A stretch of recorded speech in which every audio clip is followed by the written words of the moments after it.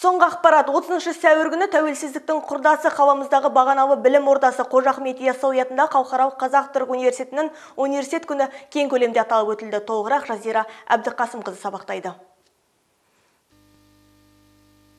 Университет басшылары алғашқы университет Қазыбек би ғимараттарын аралады. Университеттің алғашқы ректоры Мұрат Жұрынов Қазыбек би спорт ғимаратында жабық бассейнді қызыл лентамен қиып ашып берді. Университет күні мерекесінің ашылу салтанатының бағдарламасы алдымен Мәдениет сарайының үлкен залында өтті. Сахнадағы президиумға университет басшылары мен қонақтары шақырылып сөз кезегі берілді.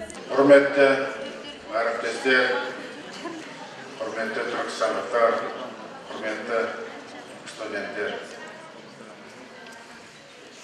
Бүгін жақсы бастама ұйымдастырылып, университетті бітіріп кеткен бірінші түлектермен кездесу болады дегеннен кейін атбасылар осында келді.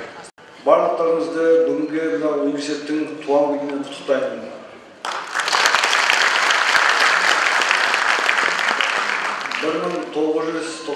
жылы біздің осы университет туралы жаңағы елбасы Нұрсұлтан Әбішұлы Назарбаев және Түркияның премьер-министрі Сүлеймен Демирел екеуі 1 май күні коммюнике қол қойған.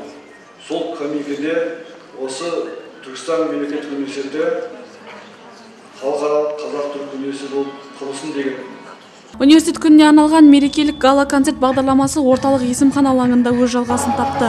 Өнерпаздар ортаға өз өнерлерін салып, көрермендерді тамсандырды. Сонымен қатар бітіруші түлектер мен қала әкімі мерекелік құттықтауларын арнады.